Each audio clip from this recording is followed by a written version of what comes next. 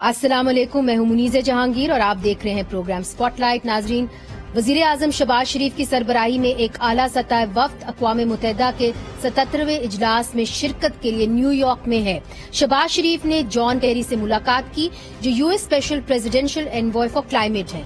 वजीर आजम ने कहा कि पाकिस्तान ग्रीन हाउस गैस का अखराज 1% से कम करता है, लेकिन पाकिस्तान का शुमार मौसमियाती तब्दीली से मुतासरा पहले 10 ममालिक में होता है। जॉन केरी ने कहा कि मुस्तकबिल में मौसमियाती तब्दीली की आफत से बचने के लिए पाकिस्तान और यूनाइटेड स्टेट्स इकट्ठे काम करेंगे और इसकी जरूरत भी है। इसके अलावा वजीर आजम की मुलाकात सदर world bank group David Malpass से भी हुई और फ्रांसीसी सदर मैकरॉन से अहम मुलाकात हुई, जिसमें पेरिस की तरफ से पेशकश की गई है कि फ्रांस साल के इख्तिताम से कबल एक बैनुल अक़वामी कॉन्फ्रेंस की मेजबानी करेगा, जिसका मकसद पाकिस्तान के सैलाब से मुतासरा इलाकों की बहाली और तामीर नौ में हिस्सा डालना है और पायदार तामीर नौ से मुतल्लिक फाइनेंसिंग और काबिल तजदीद तवानाई की मुंतकली को तेज करने के लिए इसकी मदद करना है। अक़वाम मुत्तहिदा के सेक्रेटरी जनरल एंटोनियो गुटेरेस ने फिर से दुनिया से अपील की कि जो ममालिक माशी तबाही की नहज पर हैं, यानी इशारा पाकिस्तान की तरफ था, इनको कर्जों में छूट दे देनी चाहिए। वजीर आजम की मुलाकात न्यूजीलैंड की वजीर आजम, स्पेन के सदर, ईरान के सदर और ऑस्ट्रिया के चांसलर से भी हुई। बिलावल भुट्टो जरदारी ने यंग फॉरेन मिनिस्टर्स से मुलाकात की और OIC के राब्ता ग्रुप बराए जम्मू और कश्मीर से भी मुलाकात की। वजीर आजम शहबाज शरीफ जब न्यूयॉर्क पहुंचे तो उन्होंने अपनी ट्वीट में कहा कि वो पाकिस्तान का केस दुनिया के सामने रखेंगे ताकि सैलाब जैसे बड़े साने पर दुनिया की तवज्जो हासिल की जा सके। इस वक्त हमें ज्वाइन कर रहे हैं न्यूयॉर्क से अक़वाम मुत्तहिदा के हेडक्वार्टर्स से जनाब अनवर इकबाल साहब, जो अमरीका में इस वक्त हैं और तज्जियाकार हैं, सीनियर सहाफ़ी हैं, पाक अमरीका ताल्लुकात के ऊपर रिपोर्टिंग भी करते हैं, कॉलम भी लिखते हैं। अनवर साहब, मुझे ये बताइए, जो इस वक्त एक एक्सपेक्टेशन है, खासतौर पर पाकिस्तानी वफद की एक एक्सपेक्टेशन है, और शहबाज शरीफ साहब वज़ीर आज़म ने कहा कि मैं तवज्जो दिलवाऊंगा दुनिया की कि इस वक्त जो पाकिस्तान जिस आफत से गुजर रहा है तो उसको अशद जो इस वक्त एड की जरूरत है। इस वक्त क्या एक डोनर फटीग है, या आप समझते हैं कि अमेरिका के साथ जो मुलाकातें हुई हैं वो अच्छी हुई हैं, और अगर अमेरिका हमारा साथ दे तो फिर शायद ज्यादा एड आ सकेगी? क्या कहते हैं अंग्रेजी में, $1 million क्वेश्चन, और rather it's $1 billion question, right? बात यह है कि इस बात का एहसास, मैं आने से पहले आपने देखा होगा कि मैंने एक सीनियर अमरीकी जो अहलकार हैं, डेरिक शोले, उनसे भी इंटरव्यू किया था और इसी मौजू पे किया था। और उसके अलावा यहाँ UN में भी मुख्तलिफ लोगों की तकरीरें सुनी, उनकी बातचीत सुनी। तो ये बात तो ज़रूर है कि आलमी सतह पर इस बात का एहसास मौजूद है कि पाकिस्तान इस वक्त बहुत शदीद परेशानी में मुब्तला है। सैलाब ने बहुत तबाही मचाई है, ये अनप्रेसिडेंटेड सैलाब है और इसमें बहुत बड़ा नुकसान हुआ है और पाकिस्तान की मदद करनी चाहिए, इसमें कोई इख्तलाफ नहीं है। अब लेकिन जब यही बात मैंने डेरिक शोले से पूछी थी कि भाई आप भी कह रहे हैं कि करनी चाहिए और पाकिस्तान को जो इमदाद मिली है वो काफ़ी नहीं है, बहुत ज़्यादा इमदाद की ज़रूरत है और we must stay engaged with Pakistan, तो क्यों नहीं इस तरह इमदाद मिल रही है? अब तक सिर्फ 53 मिलियन अमेरिका ने दिया है और कुछ मुल्कों ने दिया, वो जो 160 मिलियन का जो टारगेट UN ने किया था मुकर्रर, वो भी पूरा नहीं हुआ। और जबकि UN जो चीफ हैं, सेक्रेटरी जनरल, वो कई अपील कर चुके हैं, बड़ी स्ट्रांग अपील कर चुके हैं। तो उसमें वही बात उन्होंने भी की जो आपने कही कि डोनर्स फटीग है और अटेंशन जो है ना, वो लोगों का फोकस जो है वो है यूक्रेन पे। आपने देखा कि आज अभी अपनी तकरीर में सदर बाइडेन ने भी कहा कि दुनिया ने बिलियंस ऑफ डॉलर्स रेस करके दिया है यूक्रेन के लिए, यानी जो बिलियंस ऑफ डॉलर्स उधर जा रहे हैं वो और कामों पे लग सकते थे, वो नहीं लग रहे हैं। मगर इसमें एक जो पॉजिटिव बात हुई है वो ये हुई है कि इसका एहसास करते हुए और मुख्तलिफ वजूहात की वजह से, मसलन ये कि जो सैलाब आया है वो क्लाइमेट चेंज की वजह से आया है। क्लाइमेट चेंज में पाकिस्तान का कंट्रीब्यूशन लेस देन 1% है, लेकिन असर उस पर 24% के बराबर पड़ा है। तो उसकी वजह से भी आपने देखा कि सबसे पहले ये बात की UN चीफ ने, जिसमें उन्होंने कहा कि पाकिस्तान और उस जैसे दूसरे ममालिक को قرضوں میں چھوٹ دینی چاہیے. اور کل انہوں نے اپنی اسپیچ میں کہا کہ اس وقت پاکستان ڈوب رہا ہے, اور کس طرح ڈوب رہا ہے, فلڈ واٹر میں, یعنی سیلاب کے پانی میں, اور قرضوں میں ڈوب رہا ہے. اور ہمیں اگر زندگیاں بچانی ہیں تو ہمیں یہ جو قرض ہے ان کی ری اسکیجولنگ اور ان کو کمی کرنے کے لیے قرضے میں ہمیں کچھ نہ کچھ کرنا پڑے گا, پاکستان کی مدد کرنی پڑے گی. آج اپنی تقریر میں صدر بائیڈن نے بھی اس طرح کے اشارے دیے کہ انہوں نے یعنی پاکستان کا نام لے کے تو نہیں کہا, کہ انہوں نے کہا کہ یہ جو قرضے مختلف ممالک کو دیے گئے ہیں اس میں کمی ہونی چاہیے, اور اس سلسلے میں میں بات چیت کروں گا. میں سمجھتا ہوں کہ ایسی پازیٹیو ڈیولپمنٹ ہوگی اگر ہمیں ان قرضوں کی جو پیمنٹس ہیں وہ اس میں آسانیاں مل جائیں, قرضوں میں کمی ہو جائے, تو وہ شاید امداد سے بھی بڑی چیز ہو. آپ نے کہا کہ قرضوں میں چھوٹ مل جائے, مگر دیکھیے جس طرح کے جان کیری صاحب ہیں, U S special presidential envoy for climate, جب 2010 میں سیلاب آئے تو وہ خود یہاں پہ آئے, انہوں نے پاکستان کا دورہ کیا اور جو سیلاب زدہ علاقے ان کا دورہ کیا, تو وہ پاکستان سے ایک ریلیشن شپ تو ان کی ہے. کیا آپ سمجھتے ہیں کہ جو ملاقات ہوئی ہے وزیر اعظم سے وہ اچھی ہوگی؟ اس لیے چونکہ $5 کروڑ انہوں نے 2022 میں ہمیں اب دیے ہیں, مگر 2010 میں انہوں نے ہمیں کوئی $60 کروڑ دے چکے ہیں. So it's a big difference. کیا وہاں پہ لوگ کہہ رہے ہیں, is there a capacity for the Americans to do that now? I don't know about the capacity, لیکن ایک بات آپ کو بتاؤں کہ ہم یہ جو تبدیلی آتی ہے نا امریکہ کے رویے میں اور پالیسی میں, خاص طور پر رویے میں, اس کا سب سے پہلا احساس ہم لوگوں کو ہوتا ہے جو صحافی ہوتے ہیں. اس کی 2 وجوہات ہوتی ہیں. سب سے پہلی بات ہوتی ہے کہ آپ نے دیکھا یہاں 2 قسم کی بریفنگ ہوتی ہے. ایک ہوتی ہے جو ریگولر بریفنگ ہوتی رہتی ہے, روزانہ بھی ہوتی ہے, اکثر ساؤتھ ایشیا کی جرنلسٹوں کے لیے ہوتی ہے, اس میں تو سب کو بلا لیتے ہیں. لیکن ایک خاص بریفنگ ہوتی ہے, چاہے وہ ڈیپ بیک گراؤنڈ ہو, چاہے وہ بیک گراؤنڈ بریفنگ ہو یا آن ریکارڈ بریفنگ ہو, وہ اس میں آپ کو اگر آپ کا ملک ان کے رڈار پہ نہیں ہے تو آپ کو نہیں بلایا جاتا. تو اب بہت دن بعد, برسوں بعد, اب ہم لوگوں کو دوبارہ بلانا شروع کر دیا ہے. تھنک ٹینک کے آپ پروگرامز دیکھیں تو اس میں دوبارہ پاکستان کا ذکر آنے لگا ہے, اور یہ تبدیلی آئی ہے. آپ دونوں اس کا لنک ہے یا نہیں ہے اس پہ میں کچھ نہیں کہنا چاہتا, کیونکہ وہ ایک پاکستان میں ایک الگ کنٹروورسی بن جائے گی. لیکن یہ حقیقت ہے کہ جو پاکستان میں حکومت کی تبدیلی آئی ہے اس کے بعد سے ان کے رویے میں نرمی آئی ہے, اور اس کی وجہ شاید حکومت میں تبدیلی نہ ہو, اس کی وجہ شاید افغانستان میں جو تبدیل شدہ واقعات ہیں وہ ہو.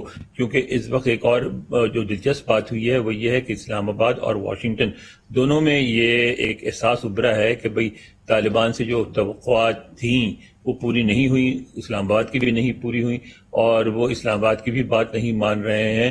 تو اگر اس خطرے سے نمٹنا ہے اور اگر شدت پسندی سے اس خطے کو محفوظ رکھنا ہے تو اس میں ایک بار پھر پاکستان کی جو ہے ضرورت ہے. تو میں سمجھتا ہوں کہ ان بدلتے ہوئے حالات میں جو پاکستان کی جو دوبارہ ایک اہمیت اجاگر ہو رہی ہے اس میں واشنگٹن کم از کم آپ کو اتنی بڑی مصیبت سے نبٹنے کے لیے اکیلا نہیں چھوڑے گا. کیا کرے گا, کس طرح کرے گا, اس میں تھوڑے سے اشارے ملے ہیں. آپ یہ دیکھیں کہ جو کینیڈین ریڈ کراس نے پیسے دیے, جو یہاں گفتگو ہوتی ہے, وہ طریقہ ڈھونڈ رہے ہیں کہ کسی طرح براہ راست امداد دی جا سکے فیلڈ میں کام کرنے والوں کو, کیونکہ ان کو حکومت پہ کسی اس میں یہ شہباز شریف کی حکومت نہیں, یہ حکومت ہو یا عمران کی حکومت ہو یا دوسرے لوگوں, ہمارے اہلکاروں پہ ان کا بھروسہ نہیں ہے. وہ کہتے ہیں کہ اگر ان کو جو امداد دی جائے وہ متاثرین تک نہیں پہنچتی. بہت بہت شکریہ انور اقبال صاحب, آپ نے ہمیں جوائن کیا اور آپ نے کچھ اچھی خبر ہمیں کم از کم نیو یارک سے دی ہے کہ جو اس وقت پاک امریکہ تعلقات ہیں اس کے اندر نرمی آئی ہے, اور امریکہ کا جو رویہ ہے وہ ہلکا سا جو ہے مختلف ہوا ہے پاکستان کے ساتھ, اور ایسا لگ رہا ہے کہ امریکہ جو ہے وہ پاکستان کی مدد کرنے کے لیے شاید آمادہ ہو جائے, پاکستان کو اکیلا نہ چھوڑے. ناظرین, وقفہ لیتے, وقفے کے بعد ہم آپ کو لے کے چلیں گے سندھ, اور آپ کو دکھائیں گے کہ کیسے سیون کے علاقے میں جو وزیر اعلیٰ سندھ کا علاقہ ہے وہاں پہ کیا حال ہوا ہے, متاثرہ جو سندھ کے لوگ ہیں ان کا کیا حال ہوا ہے سیلاب کی وجہ سے, دکھائیں گے وقفے کے بعد.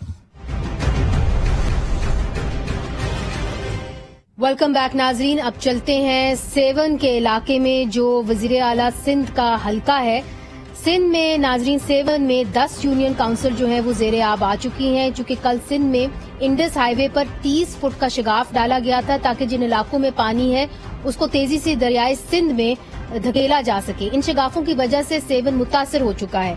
झील और हाईवे पर शगाफों की वजह से मकीनों को सख्त परेशानी का सामना है, चूंकि इस वजह से करमपुर, भान, सईदाबाद और सेवन समेत मुख्तलिफ इलाकों के दरमियान सड़क का राब्ता मुनक़ता हो गया है। नेशनल डिजास्टर मैनेजमेंट अथॉरिटी के मुताबिक पिछले 24 घंटों में पूरे मुल्क में 10 अमवात हुई हैं, जिनमें 4 बच्चे हैं, 2 औरतें हैं, 4 मर्द शामिल हैं। 14 जून से 20 सितंबर तक 1569 अमवात हो चुकी हैं, जिनमें 555 बच्चे हैं, 320 औरतें और 654 मर्द शामिल हैं। चारों सूबे में अभी तक जो 10 लाख मवेशी हैं वो भी पानी में बह चुके हैं, तो लोगों का जरिया माश भी गया। सिंध के सैलाब मुतासरा इलाकों में पिछले 24 घंटों में हेल्थ कैंप्स में 69,000 मरीज आए हैं। सूबे में बीमारियां तेजी से नाजरीन फैल रही हैं और गैस्ट्रो और दूसरी बीमारियों से 6 लोगों की अमवात हो चुकी है। 1 जुलाई से अब तक सिंध में 324 अफराद मुख्तलिफ बीमारियों की वजह से जान की बाजी हार चुके हैं और हेल्थ डिपार्टमेंट्स के मुताबिक नकल मकानी करने वाले अफराद मुख्तलिफ बीमारियों के शिकार हैं। पिछले 24 घंटों में डायरिया के 14,500, 15,000 जिल्द के मरीजों, 650 जो है वो मलेरिया के मरीजों को तिब्बी इमदाद दी जा चुकी है। इस वक्त हमारे साथ मौजूद हैं सेवन से आज न्यूज के रिपोर्टर कुर्बान अली भट्टी और उनके साथ तशरीफ रखते हैं सैयद आसिफ अली शाह साहब, जो जिला जामशोरो के पाकिस्तान पीपल्स पार्टी के सदर हैं। पहले सैयद आसिफ अली शाह साहब, हम देखते हैं कि जामशोरो में इस वक्त हालात क्या है सेवन में, फिर आपसे बात करते हैं। सेवन शिप में सैलाब की तबाहकारियां गुज़श्ता 15 रोज से अब तक जारी हैं। मंसूर झील में पानी की सतह में इजाफे के बाद मंसूर झील को मुख्तलिफ मकामात पर कट दिए गए, जिसके बाद सैलाब बड़ी तेजी से लोगों के घरों में दाखिल हो गया और देखते ही देखते 5 से ज्यादा यूनियन काउंसिल के हजारों कच्चे पक्के मकानात पानी की लपेट में आ गए। मंसूर झील को मुख्तलिफ मकामात से 5 से ज्यादा कट दिए गए, जिसके बाद हर तरफ 15 से 18 फुट तक पानी पहुँच गया और मुख्तलिफ कच्चे पक्के मकानात ज़ेरे आब हो गए। मुकामी लोग खाने पीने की अशिया के साथ साथ कश्तियां न मिलने पर शदीद परेशानी का शिकार रहे। की हालत आप देखेंगे कि इतना ऊंचा गांव था, टिब्बे पर था। इस गांव के अंदर इस वक्त जो है ना आप देखेंगे कि 12, 13 फुट, 15 फुट, 20 फुट पानी खड़ा है और ये सबसे ऊंचा गांव था।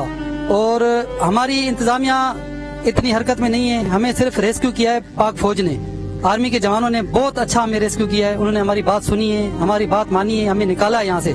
लोग छतों पर अपनी जो है ना सर बचा के बैठे हुए हैं। सब कुछ जो उनका खाना पीना, जिंदगी की जो भी उन्होंने जमा पूंजी इकट्ठी की थी, मकान बनाए थे, वो सारे डूब गए, गिर गए, बिल्कुल लोग तबाह हो गए।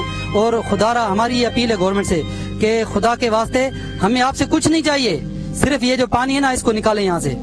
मुकामी इंतजामिया की जानिब से नई आबादी में खीमा बस्ती का एहतमाम किया गया है, जहाँ पर 700 से ज्यादा खानदानों को खीमों में रिहाइश दी गई है, जहाँ पर खीमा बस्ती के कई लोग इंतजामिया से शिकायत भी करते हुए नजर आते हैं। इंतजाम कोई भी नहीं है, ये कट दे के हमारे को ख्वार खराब करके हमारे घर फसल सब गर्क हो गए।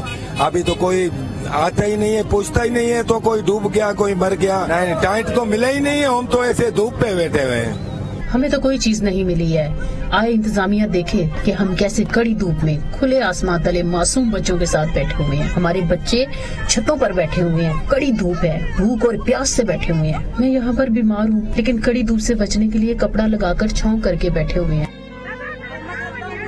यहाँ पर आने के बाद से हमारे बच्चे और बीमार हो गए हैं। आप चले खुद देखें हमारे बच्चे कैसे बीमार पड़े हैं।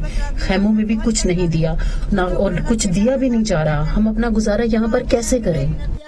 मंसूर झील के पानी की सतह में कमी नजर आ रही है। सेवन शिप से दादू जाने वाले इंडस हाईवे रोड पर अब पानी की सतह इंतहाई कम होती जा रही है, जिसकी वजह से महकमा इरिगेशन के अमलदारों ने आज इंडस हाईवे रोड को कट दे दिया है, जिसकी वजह से पानी का बहाव अब तेजी से दरिया सिंध की तरफ दाखिल होता हुआ नजर आ रहा है। रिपोर्ट कुर्बान अली भट्टी, आज टीवी न्यूज, सेवन शरीफ।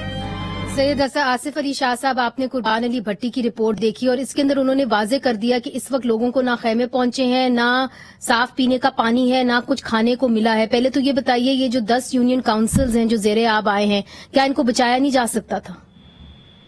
जी, ये बहुत बड़ी कुदरती आफत थी और 8 गुना ज्यादा जो बरसात पड़ी है सिंध और बलूचिस्तान में, उसका इतना ज्यादा पानी वो उसको आखिर में आके मंसूर झील में ही इकट्ठा होना था। یہ اس وقت بھی پانی منچر سے لے کر پورا دادو ڈسٹرکٹ کو لے کر جیکاباد تک یہ پانی موجود ہے، اس میں حمل ڈھنڈ بھی شامل ہے، اور یہ سارا پانی اس کا جو آخری جو گیٹ وے ہوتا ہے وہ آگے 7 کے تحصیل سے ہوتا ہوا دریا میں جاتا ہے۔ اس کے جو نیچرل فلوز ہیں وہ اتنے نیچرل فلوز ایک طرف، مگر ایک ارلی الارم سسٹم بھی ہوتا ہے، فلڈ الارم سسٹم بھی ہوتا ہے۔ کیا آپ نے لوگوں کو وہاں پہ وارن کیا تھا کہ جی پانی آپ کی طرف آ رہا ہے، آپ اپنے گھر چھوڑ کے چلے جائیں، یا وہ نہیں ہوا؟ جی بالکل بالکل، ہم نے 24 گھنٹے پہلے اناؤنس بھی کیا اور لوگوں کو فیسیلیٹیٹ بھی کیا گیا، ان کو ٹرانسپورٹ بھی پرووائڈ کی گئی۔ قربان علی بھٹی صاحب، آپ نے سید آصف علی شاہ صاحب کی بات سنی، انہوں نے کہا کہ جی ہم نے ارلی وارننگ لوگوں کو دی تھی کہ آپ اپنے گھروں سے نکل جائیں، مگر بات اب یہ ہے کہ جہاں وہ آئے ہیں وہاں پہ ان کے پاس نہ خیمے، جیسے آپ بتا رہے ہیں اپنی رپورٹ میں، نہ صاف پینے کا پانی ہے، نہ کھانے کو کچھ ہے، تو یہ جو امداد آ رہی ہے کہاں جا رہی ہے پھر؟ دیکھیے جی 7 تحصیل کے اندر جو بھی سچویشن نظر آ رہی ہے، اس میں تقریباً جو خیمہ بستی لگائی گئی ہے، اس میں جو لوگ رہائش پذیر ہیں، اس میں تقریباً لاڑکانہ، شداد کوٹ اور میہڑ، خیرپور، ناتن شاہ ضلع دادو کے بھی جو متاثرین ہیں وہ بھی اب 7 شہر میں جو ہے رہائش پذیر ہیں۔ ان جو تمام خیمہ بستی ہے ان میں رہائش پذیر ہے، مختلف مقامات پر رہائش پذیر ہے، لیکن اگر صورتحال تحصیل 7 کے 10 یونین کاؤنسلز کی اگر کی جائے تو ان کے لوگ بھی اپنی مدد آپ کے تحت اور کئی جو سرکاری ان کو سہولیات دی گئی تھی، ان کے حساب سے جو ہے ان کو ٹرانسفر کرنے کی جو سہولت دی گئی تھی، ان کو نقل مکانی کی جو سہولت دی گئی تھی وہ اس ٹائم پر تو مقرر تھی، لیکن اب جو لوگ گاؤں میں دیہاتوں میں پھنسے پڑے ہیں ان کو سہولت بھی نہیں ہے، اور جو لوگ خیمہ بستی میں بیٹھے ہوئے ہیں ان کو بھی چند جو مشکلات ہیں، جس میں کھانے پینے کی سہولت تو ہے لیکن ان کو چاول وغیرہ یا اس طرح کی جو سہولت دی جاتی ہے تو کئی لوگ اس سے بھی محروم ہیں۔ کئی لوگوں کو اس طرح کی اگر سہولت دی جاتی ہے تو وہ بیمار اور مختلف امراض کا شکار ہوتے نظر آ رہے ہیں۔ تو یہ صورتحال ہے کہ تحصیل 7 کی لاکھوں کی آبادی ہے، لاکھوں کی تعداد میں لوگ رہائش پذیر ہیں، مگر آپ کہہ رہے ہیں کہ جو اپنے علاقے میں اور اپنے گھروں میں پھنس گئے ہیں وہ وہاں پہ پھنسے ہی رہ گئے ہیں اور ان کو نکالنے کا کوئی انتظام نہیں ہے۔ جی بالکل، ریسکیو کا جو عمل ہے وہ پاک آرمی کی جانب سے اور مقامی جو انتظامیہ ہے، ضلع انتظامیہ کی جانب سے بھی بہتر طریقے سے دیا گیا، لیکن لوگوں کی شکایات ہیں کہ ان کو مال مویشی یا تمام تر جو ان کے کھانے پینے کا جو سالوں کا رکھا ہوا راشن تھا، وہ اناج وغیرہ وہ ان کا ڈوب گیا، اور تمام تر لوگوں کے جو گھر ہیں وہ اب تک بھی جو ہے پانی کی لپیٹ میں ہیں۔ جی سید آصف علی شاہ صاحب، مجھے یہ بتائیے کہ یہ جو 10 یونین کاؤنسلز میں اب پانی آ کھڑا ہوا ہے، یہ کب تک حکومت جو ہے وہ سمجھ رہی کہ یہ پانی بہہ جائے گا؟ اس کے لیے آپ کیا اقدام اٹھائیں گے؟ پانی جی ہمارے جو آج بھی ہماری میٹنگ ہوئی تھی ایجوکیشن ڈپارٹمنٹ کے ہر اتھارٹیز کی، ان کے ایک اندازے اور تخمینے کے مطابق یہ پانی بالکل بند ہونے میں 3 سے 4 ہفتے لگ سکتے ہیں۔ یہ تو 3 سے 4 ہفتے، 1 مہینہ ہے سید آصف علی شاہ صاحب۔ مجھے یہ بتائیے کہ جس طرح امجد جو ہے ہمیں بات بتا رہے ہیں کہ کیا ان علاقوں کے اندر، قربان علی صاحب جو ہمیں بات بتا رہے ہیں کہ جی ان علاقوں کے اندر بہت سارے لوگ یہ کہہ رہے ہیں کہ ہمیں کھانا نہیں صحیح طریقے سے مل رہا، صاف پانی نہیں مل رہا، اور جو بیماریاں پھوٹ رہی ہیں آپ کو وہاں پہ دوائیاں بھیجنی ہوں گی، ڈاکٹر بھیجنے ہوں گے، کیا لوکل انتظامیہ یہ کر پا رہی ہے اور کیوں نہیں کر پا رہی؟ چونکہ شکایتیں تو آ رہی ہیں۔ میڈم یہ بہت بڑا ایک المیہ ہے، اور تقریباً 7 شریف تحصیل کے 10 یونین کاؤنسل کے ہم نے کوئی تخمینہ لگایا ہے کہ 2 لاکھ لوگ ڈسٹرب ہوئے ہیں، جنہوں نے اپنی نقل مکانی کر کے مختلف جگہوں پہ پناہ گاہوں میں اب جا کے پناہ لی ہے۔ ڈیفینیٹلی گورنمنٹ اپنی حد الامکان کوشش کر رہی ہے۔ آپ نے بیانات بھی سنے ہوں کہ وزیر اعلیٰ صاحب بار بار کہہ رہے ہیں کہ ہمیں خیموں کی شدید قلت ہے، اور یہ جو چونکہ یہ وزیر اعلیٰ کا علاقہ ہے 7۔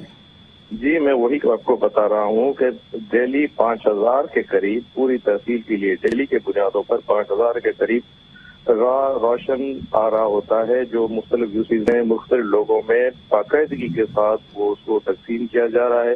اس کے علاوہ جہاں تک کوک فوڈ ہے، جہاں پر اچھا نہ صرف 7 پر لوڈ جو ہے وہ 7 کا ہے، لیکن جیسے آپ کو قربان بھٹی صاحب نے بتایا کہ یہاں پر مختلف اضلاع کے لوگوں نے بھی آ کر بنا لیے۔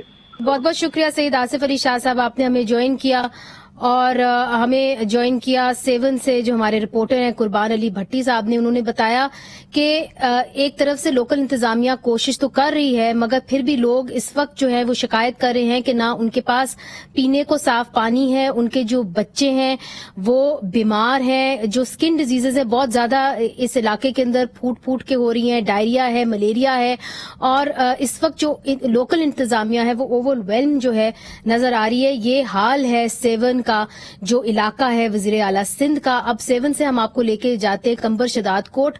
کمبر شداد کوٹ میں آج نیوز کے جو رپورٹر ہیں آفتاب راجپوت, انہوں نے ہمیں یہ رپورٹ بھیجی ہے.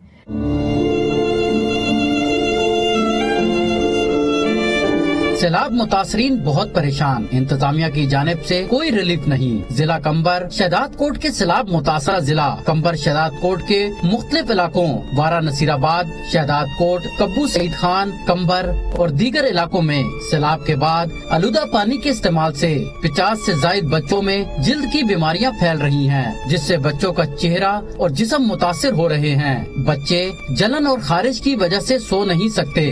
متعدد بچے جاں بحق بھی ہوئے. حکومت سندھ کو چاہیے کہ متاثرہ علاقوں میں فری میڈیکل کیمپ کا انعقاد کر کے متاثرین کو طبی امداد فراہم کی جائے اور صاف پینے کے پانی کی فراہمی کے لیے بھی فوری اقدامات کیے جائیں. شہداد کوٹ بائی پائی پر قائم ریلیف کیمپ کے سیلاب متاثرین نے آج نیوز سے بات چیت کرتے ہوئے کہا, میں ایک بیوہ اور بوڑھی عورت ہوں. بائی پاس پر دھوپ میں پڑے ہوئے ہیں. نہ ہم کو انتظامیہ کی جانب سے کوئی راشن ملتا, نہ کوئی ہماری پکار سننے والا ہے. میں پتھری کی مریضہ ہوں. ہم کو یہاں کچھ نہیں ملتا. ہم دھوپ میں پڑے ہوئے ہیں اور قرضہ بھی ہے. قرضے کی قسطیں ادا کرنی ہیں, وہ کہاں سے دیں, اور انتظامیہ کی جانب سے بھی ہمیں کچھ نہیں مل رہا. اسپاٹ لائٹ کے لیے آفتاب راجپوت, آج نیوز شہداد کوٹ. ناظرین افسوس کے ساتھ آپ کو بتانا پڑے گا کہ جو لڑکی جو بچی آپ نے دیکھی ہماری رپورٹ کے اندر وہ دم توڑ گئی ہے. جب وہ رپورٹ بنی تو وہ زندہ تھی اور جب تک ہمارے پاس پہنچی تو وہ دم توڑ گئی تھی. تو یہ حالات ہیں اس وقت پاکستان کے اس علاقے میں جہاں پہ لوگ جو ہیں متاثر ہوئے ہیں. بچے بہت بڑی تعداد میں جو ہیں بیمار ہیں, بچوں کی اموات ہوئی ہیں, اور جو ادویات ہیں دوائیاں ہیں وہ بچوں تک نہیں پہنچ رہی. ڈاکٹرز جو ہیں نہیں پہنچ رہے. 5000 کے قریب لوگ روز آتے ہیں کلینکس کے اندر مگر ڈاکٹرز جو ہیں وہ پورے نہیں پڑ رہے. وقفہ لیتے ہیں, وقفے کے بعد پھر سے حاضر ہوتے ہیں.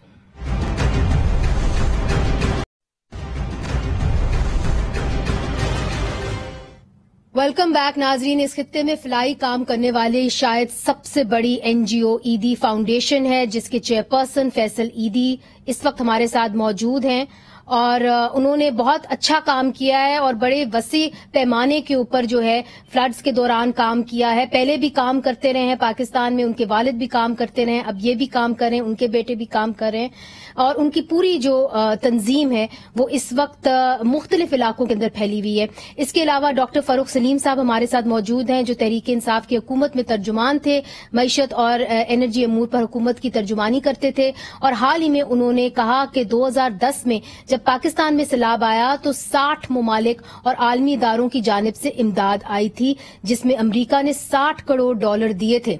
اس بار صرف 12 ملکوں اور بین الاقوامی اداروں کی جانب سے امداد کا اعلان کیا گیا ہے. امریکہ کی طرف سے صرف $5 کروڑ امداد کا اعلان کیا گیا. آپ دونوں کا بہت بہت شکریہ. سب سے پہلے فیصل ایدی صاحب آپ کی طرف آؤں گی. آپ کی پریس کانفرنس بھی ہم نے سنی. اب آپ نے 2005 میں ارتھکویک میں بھی کام کیا جب زلزلہ آیا, پھر 2010 میں جب سیلاب آیا آپ نے کام کیا. اب 2022 کے اندر آپ کہہ رہے ہیں کہ شاید یہ سب سے بڑا سانحہ ہے. کیسے کہہ رہے ہیں کہ یہ شاید سب سے بڑا سانحہ ہے؟ کیا اسکیل بہت بڑا ہے اس کا کہ ہم قابو نہیں کر پا رہے جو ہے حالات کو؟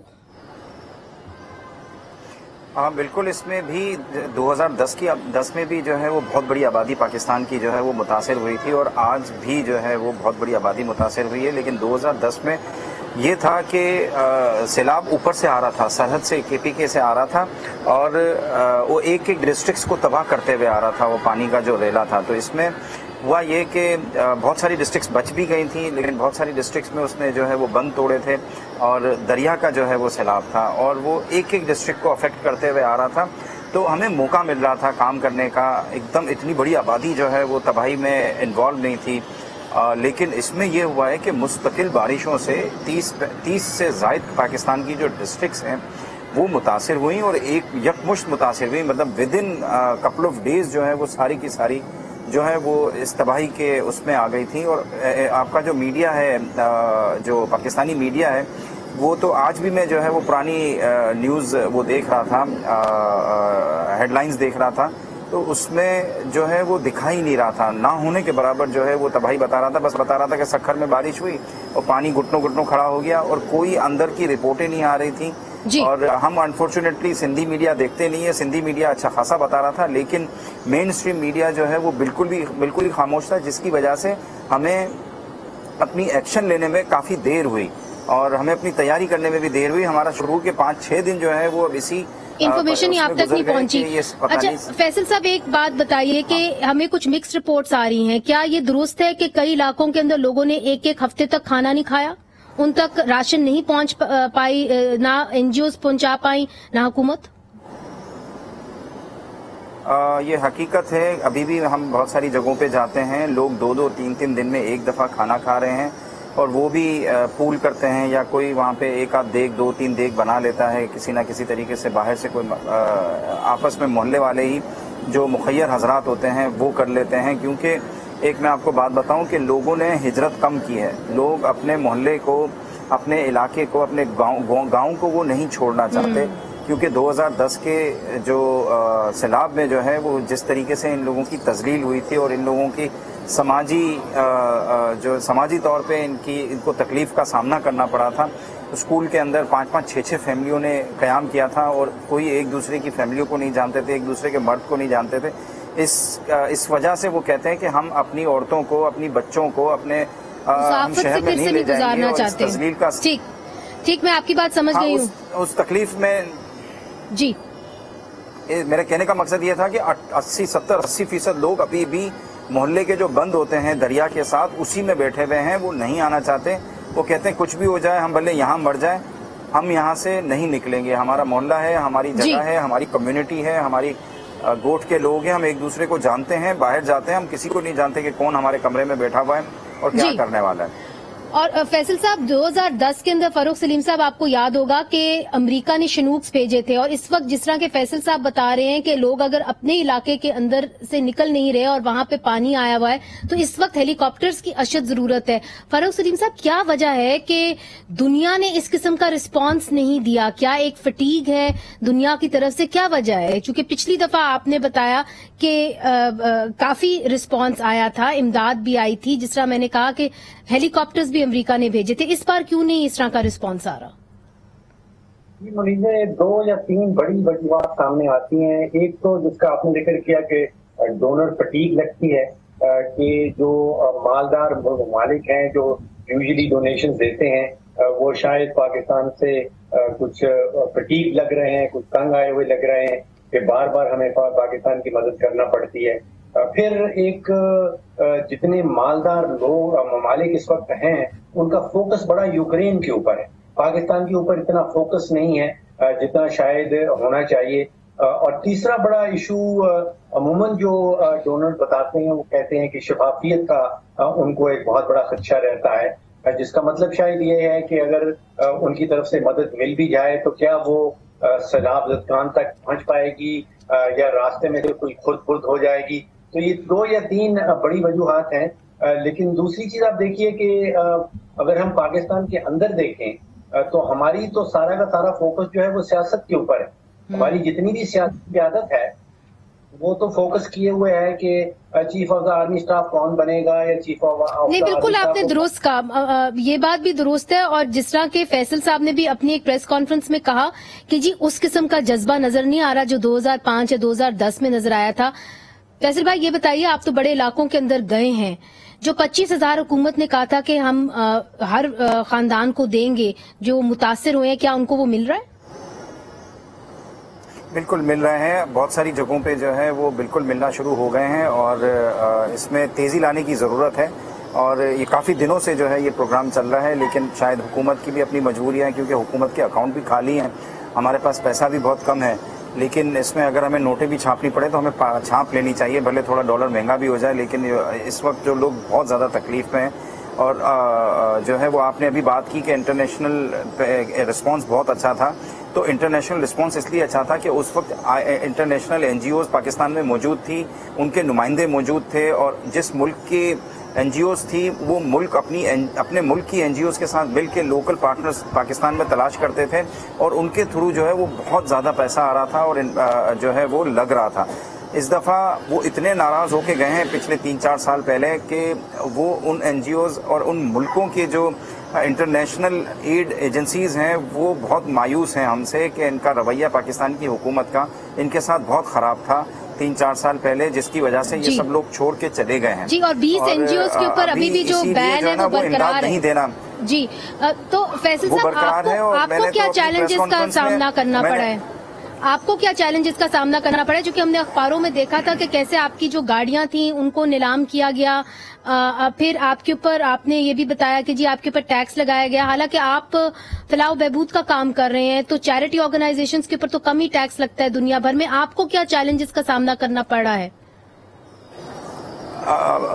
منیزہ, ہم امریکہ میں بھی ہماری چیریٹی آرگنائزیشن رجسٹرڈ ہے, ہماری برطانیہ میں بھی رجسٹرڈ ہے. وہ لوگ ہمیں ٹیکس جو ہمیں چندہ ملتا ہے اس میں وہ ہمیں ایڈ اپ کر کے چندہ دیتے ہیں. وہ جو ہے وہ جو بھی ہمیں مثال کے طور پہ 1 لاکھ روپے چندہ ملا تو وہ حکومت ہمیں جو ہے وہ اس میں سے 2,000 1,500 2,000 پاؤنڈ دیتی ہے کہ وہ اپنا شیئر ڈالتی ہے. اور ہمارے یہاں پاکستان میں اگر ہمیں خیرات زکوٰۃ ملتی ہے تو یہ ہم پہ ٹیکسز ڈالتے ہیں. ہم 22 کروڑ روپے جو ہے وہ ٹیکسز کی مد میں جو ہے وہ پے کر چکے ہیں اس حکومت نے. کم سے کم پچھلی جو 5 سالوں کے اندر جو ہے وہ ہم پے کر چکے ہیں. اور مستقل ہم ان سے اتنی درخواستیں کی, ہم نے اتنے لیٹر لکھے, یہ کوئی سننے کے لیے تیار نہیں. پہلے ہم سے سیلز ٹیکس نہیں لیا جاتا تھا, اب وہ بھی لینا شروع ہو گئے پچھلے 5-6 سالوں سے.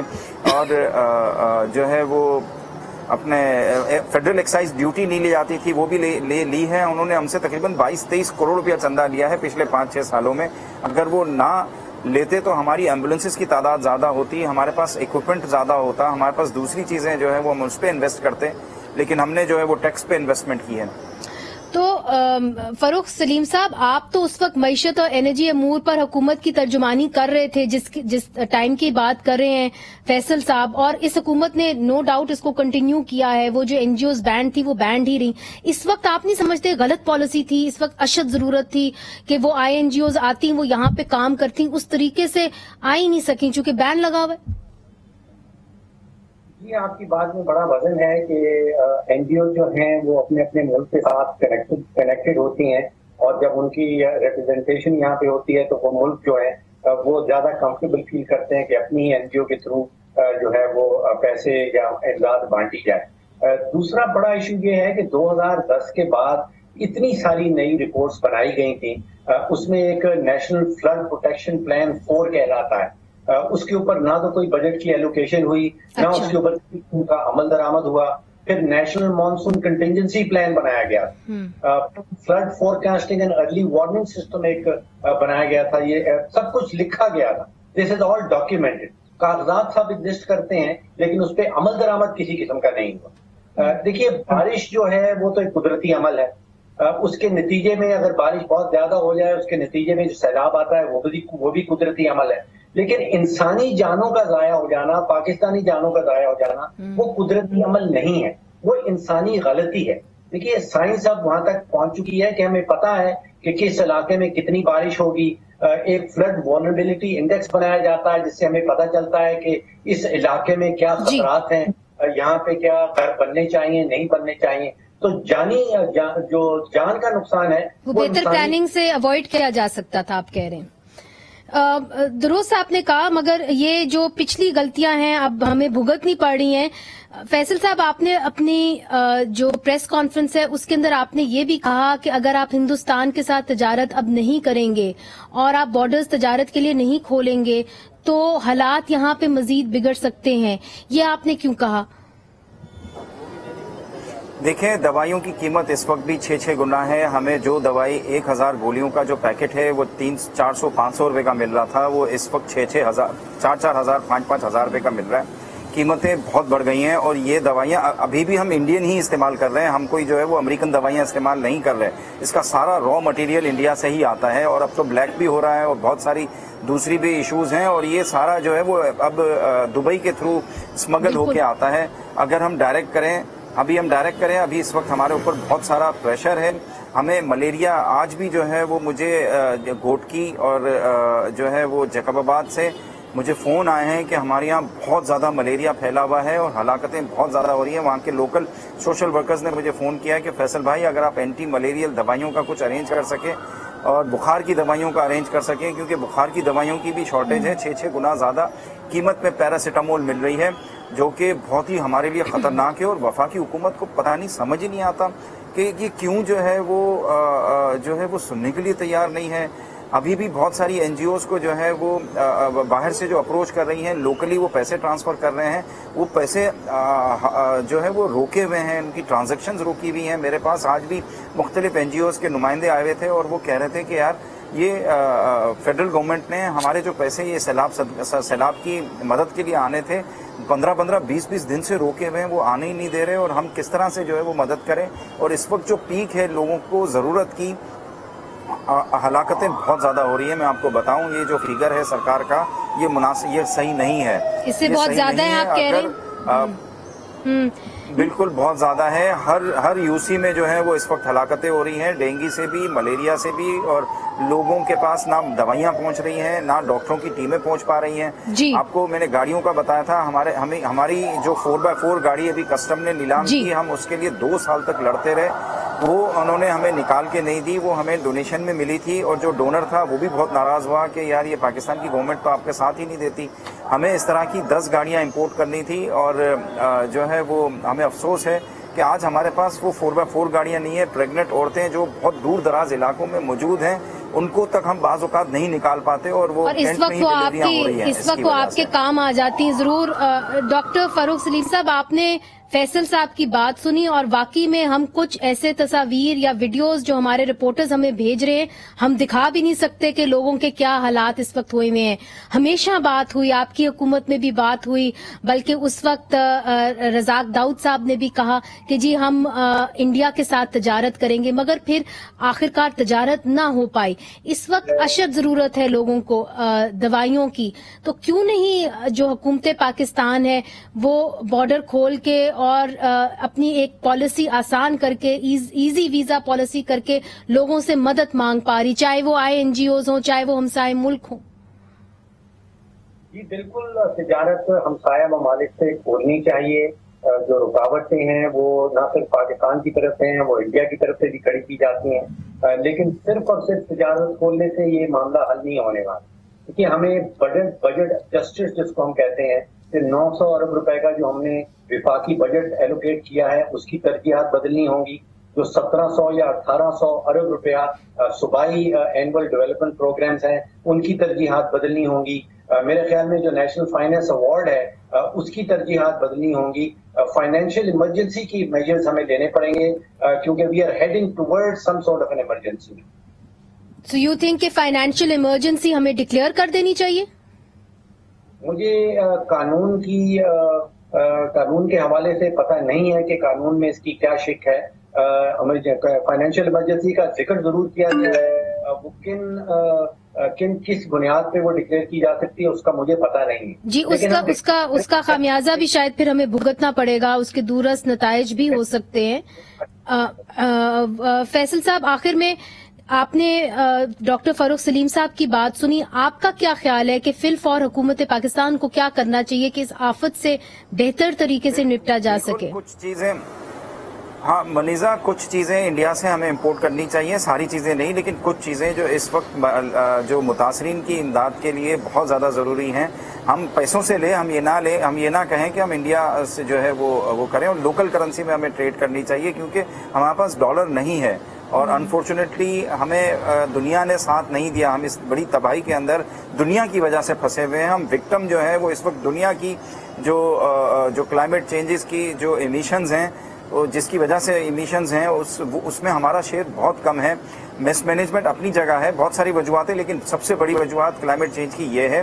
اور کی ہی ہے، اور اس کی وجہ سے آج میں آپ کو بتاؤں جو کسان یہ سارا کاٹن گروئنگ ایریا ہے، یہ وہ ایریا ہے جو پچھلے 4-5 دہائیوں سے یورپ کو کپڑے پہناتا رہا ہے. ہمارے 90% جو ٹیکسٹائل ایکسپورٹ ہے وہ یورپ میں جاتی ہے، اور آج یورپ کے لوگ، یورپ کے بچے، یورپ کے لوگ جو ہے وہ ہمارے کپڑے پہنے ہوئے ہیں، اور جنہوں نے کاٹن گرو کر کے ان کو کپڑے پہنائے ہیں آج وہ چھتوں کے بغیر بیٹھے ہوئے ہیں، مر رہے ہیں، بری حالت میں ہیں، ان کی ساری فصلیں برباد ہو گئی ہیں، اور یورپ ان کی مدد بھی نہیں کر رہا. ہمیں بہت ہی افسوس اور دکھ کے ساتھ کہنا پڑتا ہے یورپ کا یہ رویہ دیکھ کے کہ ہمیں انہوں نے اس حالت میں چھوڑ دیا ہے. یہ وہ کسان ہیں جنہوں نے ان کو ہمیشہ ساتھ دیا اور ان کو پچھلی 4-5 دہائیوں سے ان کو سرو کیا ہے، اور ان کے سرو ہونے کا نتیجہ ان کو یہ مل رہا ہے. بہت بہت شکریہ. آپ نے جو ایک تصویر کھینچی ہے وہ بہت خوفناک ہے، اور ہمیں معلوم ہے کہ آنے والے دنوں کے اندر معاملات اور گمبھیر ہوتے جائیں گے. بہت شکریہ ڈاکٹر فاروق سلیم صاحب، آپ نے ہمیں جوائن کیا. اور ایدی صاحب، آپ جس قسم کا کام کر رہے ہیں اور جس جذبے کے ساتھ آپ کام کر رہے ہیں، تو ہم دعا کرتے ہیں کہ آپ کو اور جو ہے توفیق دے اللہ میاں کہ آپ بہتر طریقے سے جو ہے اپنا کام کر سکیں، کیونکہ کچھ ہی ایسے ادارے ہیں جو لوگوں کی فلاح و بہبود کے لیے کام کر رہے ہیں. اگر یہ کام نہ کریں تو جو ایک ویکیوم کریٹ ہو گیا ہے، چونکہ اسٹیٹ نے اپنا کام نہیں کیا، اپنا رول ادا نہیں کیا، اس کو پھر کون کرے گا. منیزہ جہانگیر کو آج کے لیے اجازت دیجیے. خدا حافظ.